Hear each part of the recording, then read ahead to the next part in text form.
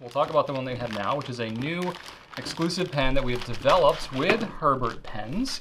So if you remember, back in November of last year, December of last year, we did a limited edition exclusive with Herbert. It was the inaugural one called the Liberty Monument. And this is a new one that we've come out with for this spring. This is a rickshaw pen case. The pen is inside. Yeah, so Chet has worked out something with rickshaw. So he made a rickshaw pen sleeve to match the material in the pen. It's pretty cool. Because he was like, the boxes are fine, but people throw them out. What if we did a pen sleeve? And I was like, that's a freaking great idea.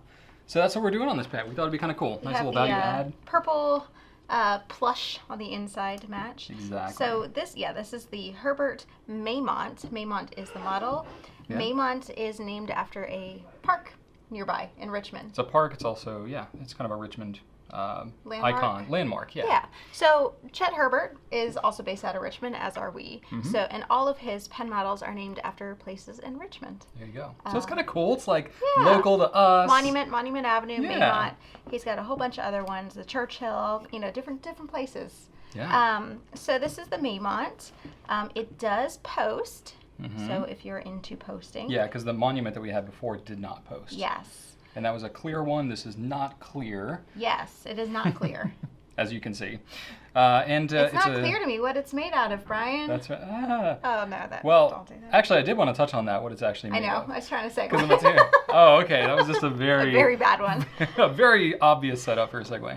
So this material is called Alumilite. So it's basically, it's a casting resin that is a urethane resin, so as opposed to acrylic resin. Now we're getting into like different types of plastic, basically. Resin is really a fancy word for plastic. It is, but there's a lot of different types, and they serve different purposes.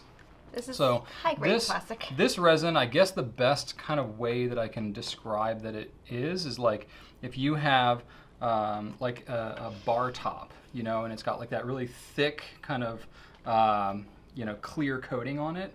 It's super, super durable. That's a variant, but that's the type of resin that we're talking about with this. So it's not going to be as brittle as acrylic acetate is, which is what you usually see pen makers using. The reason that you don't see a lot of pens made out of this urethane resin, this Alumilite, is because it is such a beast to polish, which is it's the most time-consuming part of the process, actually, in pen making for these independent pen makers, is the polishing time. But you get some awesome materials out of it, like Absolutely. very psychedelic, Oh yeah. So this one is a purple and a lime green, but there are some hints of blue kind of in between the swirls, and no two are exactly alike. So you're going to get some that are more green, more purple, maybe a little more blue in there.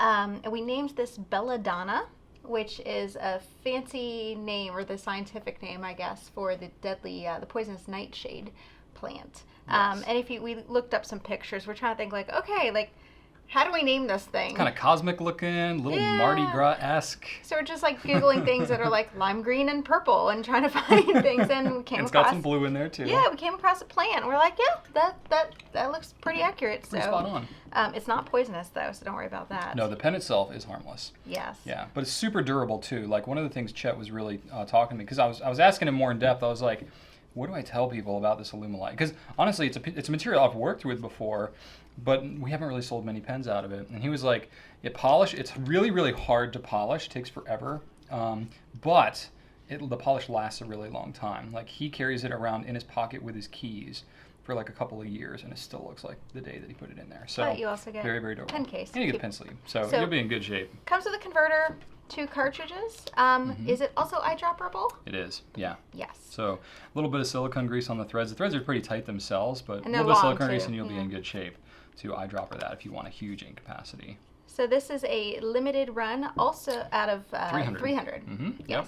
Yeah, so we're doing more. More than the winner because it is a lower price. It is $195 for the pen, and it's less work than the last one. The last one, he did the paper ribbons, and he made that material from scratch, and it was very time-consuming. And a clear pen, polishing it from the inside out, too. Well, it's like twice as hard to polish because you're polishing 2 sides of it. So when you consider the value of the sleeve, too, It's pretty cool. It's a pretty good Pretty deal. cool. Made So- by a local Richmonder. That's right. And Chet's coming up on the scene. Very kind of similar story to like Edison Pens, if you've heard of them, Bexley from years ago. You know, independent pen maker kind of making his rise in the ranks, if you will. So And I will happy to say, support him. 300 total.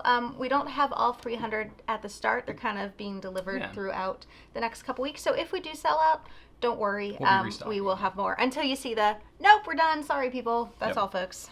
Yep. But Is that what we're going to post on the site? that's all, folks. Ba-da-ba-ba-da-ba.